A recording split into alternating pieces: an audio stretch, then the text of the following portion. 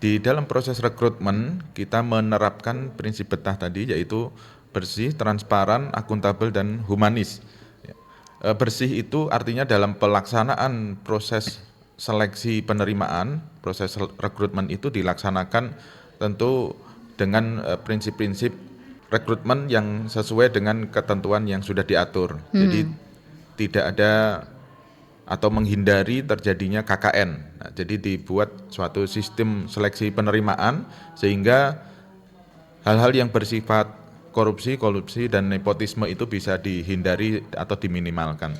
Untuk merekrut anggota Polri tentu ada beberapa persyaratan ya yang kemudian ditindaklanjuti dengan tahapan-tahapan seleksi yang dilaksanakan.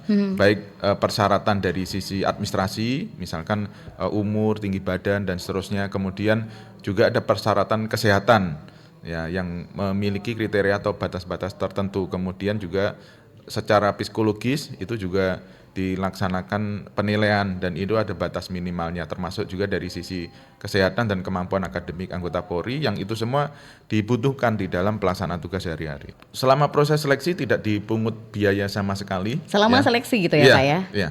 Jadi tidak ada pungutan biaya sama sekali di dalam proses pendaftaran sampai dengan seleksi, sampai dengan nanti diterima sebagai anggota Polri, termasuk pada saat pendidikan itu tidak ada biaya sama sekali. Jadi tidak benar kalau ada pungutan selama pelaksanaan penerimaan atau rekrutmen.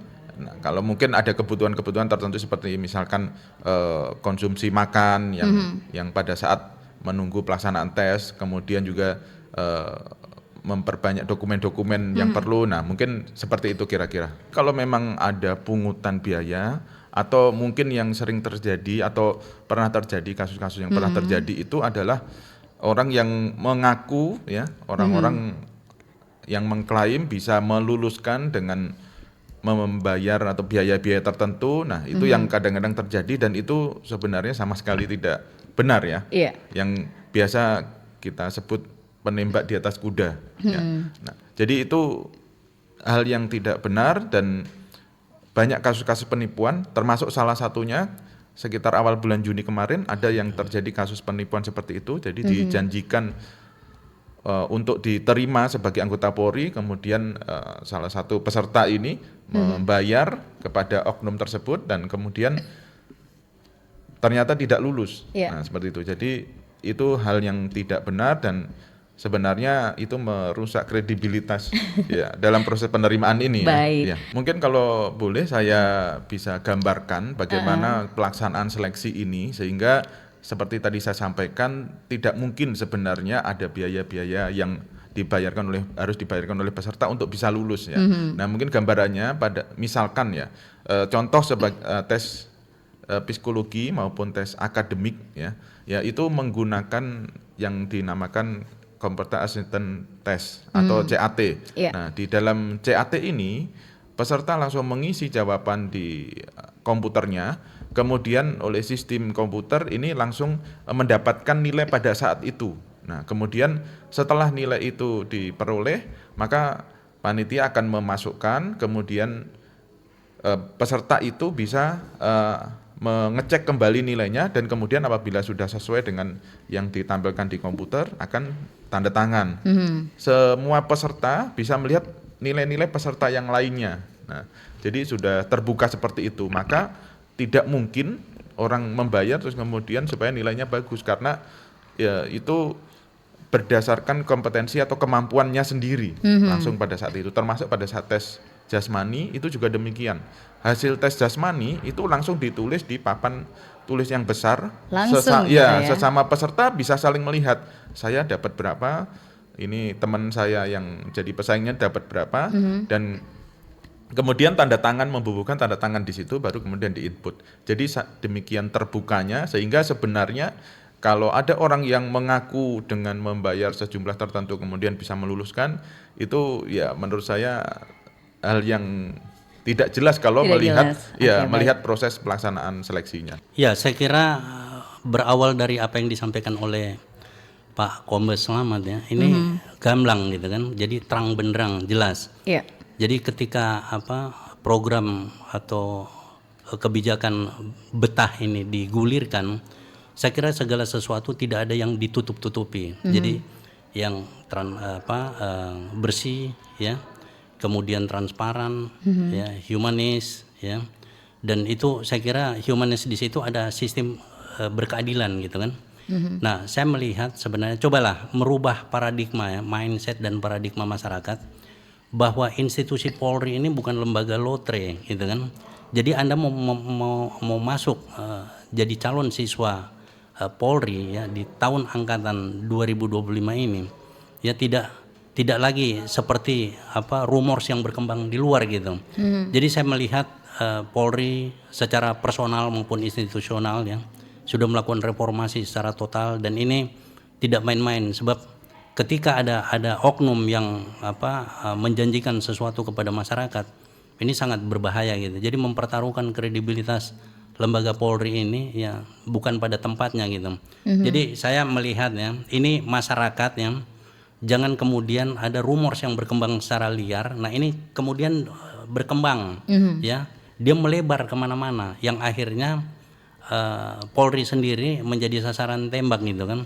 Saya kira ini ada tambahan, ya, Pak Slamet, mungkin di tahun ini saya kira sudah tidak ada lagi sistem jalur yang bisa menimbulkan friksi-friksi, ya. Dan saya kira panitia penjaringan atau perekrutan calon siswa Polri itu sebelumnya dibuat semacam fakta integritas gitu kan. Nah, fakta integritas ini nggak boleh dilanggar gitu.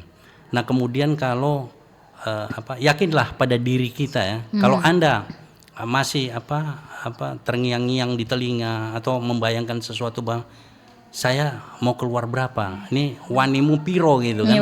Wani gitu. piro. Jadi jangan seperti itu lagi gitu. Jadi kalau bisa, ya, persiapkan diri kita baik secara fisik, mental, ya. Kemudian ada juga yang namanya antropometrik, ya, Pak, ya. Antropometrik. Iya, antropometrik itu dari kesimpulan semua seleksi, ya, itu kemudian akan diakumulasi. Nah, dia akan keluar nilai kumulatif. Nah, di sanalah sebenarnya uji kemampuan, ya, baik fisik, mental, ya, kemampuan akademik yang sudah dijelaskan oleh Pak Slamet tadi. Saya kira di sana bisa disimpulkan. Nah, setiap tes atau ujian yang ini dengan kecepatan, ya, akumulasi waktu, data real time itu, dia akan keluar hasilnya. Jadi bagaimana bisa lagi kalau kita mau bicara soal di luar sana saya harus menyiapkan berapa gitu kan. Jadi pomeo ini yang harus dihilangkan. Tidak ada lagi istilahnya anggota Polri, ya, atau tim panitia yang mau bermain-main api di situ kan.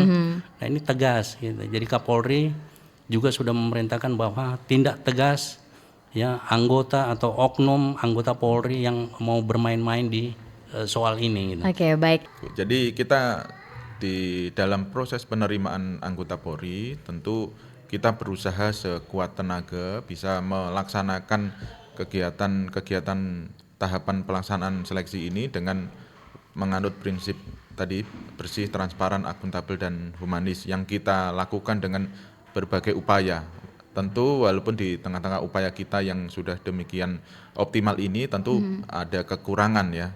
Kita terus memberikan ruang kepada masyarakat untuk memberi masukan-masukan untuk perbaikan ke depan, dan yakinlah bahwa peserta rekrutmen anggota Polri yang lulus itu adalah karena kemampuan dirinya sendiri, bukan karena orang lain. Saya kira gerakan kesadaran di masyarakat ini sendiri harus dibangun mulai dari lini yang terkecil gitu.